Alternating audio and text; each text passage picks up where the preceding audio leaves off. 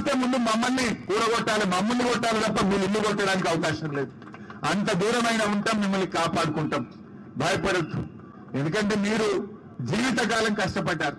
ఇంక 20 ఏళ్ళు 30 ఏళ్ళ దాకా మీ ఇన్స్టాల్మెంట్లు ఉన్నాయి బ్యాంకులలో. వీళ్ళు ఇల్లు కూడా కొట్టారు, బ్యాంకు ఊరుకుంటాడా?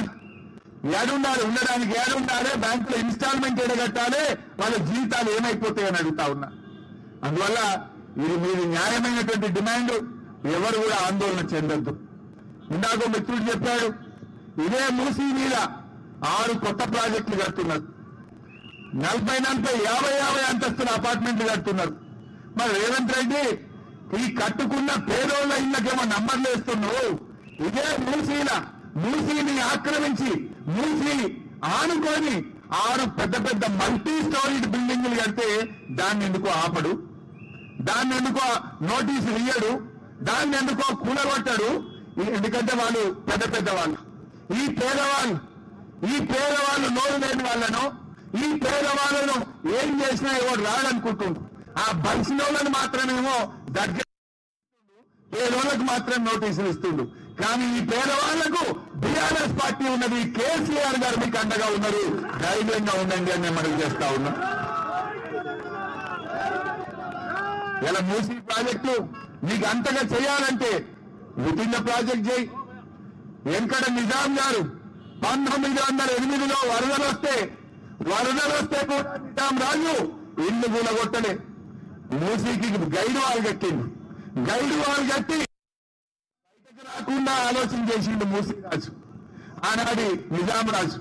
కానీ రేవంత్ రెడ్డి ఇవాళ నిజాంకు మించి ఒక హిట్లర్ లాగా వ్యవహరిస్తున్నాడు, పేదోళ్ళ నిద్ర లేకుండా చేస్తా ఉన్నాడు. అందువల్ల మీరు ఎవ్వరు కూడా ఆందోళన చెందొద్దు. తప్పకుండా మేము కంటిన్యూ చేస్తాం. మిగతా వాళ్ళు వచ్చి చాలా మాట్లాడాలని, మా దగ్గరికి రండి ఎంతో మంది వచ్చి ఇక్కడ మా స్లిప్పులు కూడా పంపారు. అంతటికీ రాలేకపోయినా డెఫినెట్ గా ఎమ్మెల్యేలుగా విడిపోయి మీ కాలనీలకు వచ్చి ఎక్కడ సమస్య వచ్చినా నిన్న మీకు చెప్పినట్టుగా మా BRS party legal cell Telangana Bhavan లో కూర్చొని ఉంటుంది. ఎందుకంటే మీరు చూసిండు, రేవంత్ రెడ్డి తమ్ముడు ఆయనకు నోటీస్ ఇచ్చిండు, 1 రోజులు నోటీస్ ఇచ్చిండు. ఆ కాలనీకి 1 రోజులు నోటీస్ ఇస్తే కోర్టుకు పోయి మెండగా స్టే తెచ్చుకో అన్నట్టు. ఆయన పోయిండు, కోర్టులో కేసు వేస్తే గవర్నమెంట్ ప్లీడర్ జీపీలో ఏం చెప్పిందంటే, మేము ఇప్పుడే కూలగొట్టాం, మేమంతా సర్వే చేస్తాం, ఎఫ్టీఆర్ నిర్ధారణ చేస్తాం, అప్పటి కూలగొట్టమని ప్రభుత్వ ప్లీడరే పోయి హైకోర్టులో అఫిడవిట్ వేసిండు. అంటే మీ తమ్ముడికి బంచిన వాళ్ళకు ఒక న్యాయం, ఈ పేదవాళ్ళకు మాత్రం నోటీస్ లేదట, ఈ పేదవాళ్ళకు కనీసం అడగరట. రాత్రికి రాత్రే వచ్చి పోలీసు వాళ్ళని పెట్టుకొని నంబర్లు చేస్తాం, కూలగొట్టమంటే రాజ్యం నేను అడుగుతా ఉన్నా. పేదలకు మీరు సహాయం చేస్తారా, పేద బతుకులు ఆటం చేస్తారా అని అడుగుతా ఉన్నా. అందువల్ల ఎట్టి పరిస్థితుల్లో మీరు ధైర్యంగా ఉండండి, మీ ఉద్యోగాలు మీరు చేసుకోండి. మీకేమన్నా చిన్న ఇబ్బంది వచ్చినా డైరెక్ట్ గా తెలంగాణ భవన్ కు రండి, మా తలుపులు తెరిచే ఉంటాయి. అది ప్రజాభవన్, తెలంగాణ ప్రజల కోసం కట్టిన భవన్ తెలంగాణ భవన్. మీరు ఎవరైనా రావచ్చు, అర్ధరాత్రి వచ్చినా మీకు ఆశ్రయం ఇస్తాం, మాట్లాడతాం, లీగల్ సపోర్ట్ చేస్తాం, ప్రత్యక్షంగా కూడా వచ్చి మీకు అండగా నిలబడతాం. ఇంకా ఏదైనా అత్యవసరం ఉంటే మా సబితక్కకో మాలో ఎవరికైనా ఫోన్ చేయండి. మేము నిమిషాల్లో, మీకు ఎక్కువ దూరంలో లేము, మేము ఉండేది కూడా ఇక్కడ నుంచి 1/2 గంట దూరంలోనే ఉంటాం. ఫోన్ చేస్తే 15 నిమిషాల్లో మీ దగ్గరికి వచ్చి మీకు అంతా నిలబడతాం. ఎవరు కూడా భయపడాల్సిన అవసరం లేదు. We are with you. It is a genuine cause, న్యాయబద్ధమైన కోరిక మీరు కోరుతున్నటువంటిది. రూపాయి జమ చేసుకొని మీరు ఈ ఇల్లు కట్టుకున్నారు. అందువల్ల తప్పకుండా మిమ్మల్ని కాపాడుకుంటాం, మీకు అండగా బీఆర్ఎస్ పార్టీ నిలబడుతుంది. ఎవరు కూడా ధైర్యాన్ని కోల్పోవద్దు. మీరందరూ కలిసి ఉండండి.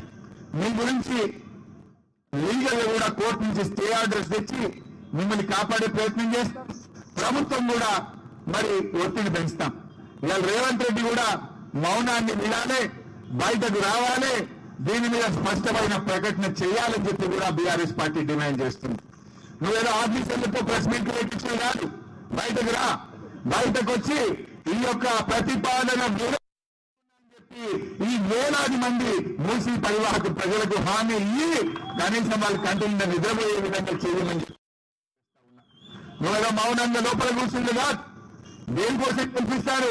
ఒక ప్రభుత్వం పేదలకు సాయం చేయాలి, పేదలకు మేలు చేయాలి, పేదలకు పనికొచ్చే పని చేయాలి తప్ప పేదల జీవితాలు కూల్చే హక్కు నీకు కానీ నీ ప్రభుత్వానికి లేదు అని చెప్పి మేము హెచ్చరిస్తా ఉన్నాం. అందువల్ల అది కూడా మౌనం వీడాలి, బయటకు వచ్చి ఈ ఆలోచన ఈ ప్రతిపాదన విరమించుకొని ఇంకా ప్రజలకు చేయాల్సిన పనులు చాలా ఉన్నాయి. రోజు పేపర్ తిప్పితే చాలా మంది ఆడపిల్లలు స్కూళ్లలో, హాస్టళ్లలో, రెసిడెన్షియల్ స్కూళ్లలో టాయిలెట్లు లేక ఇబ్బంది పడుతున్న ఫోటోలు పేపర్లు చూస్తున్నాం. మీ దగ్గర అన్ని డబ్బులుంటే ముందు పోయి గవర్నమెంట్ స్కూళ్లకు బిల్డింగ్లు కట్టు, ఆడపిల్లలకు టాయిలెట్లు కట్టు.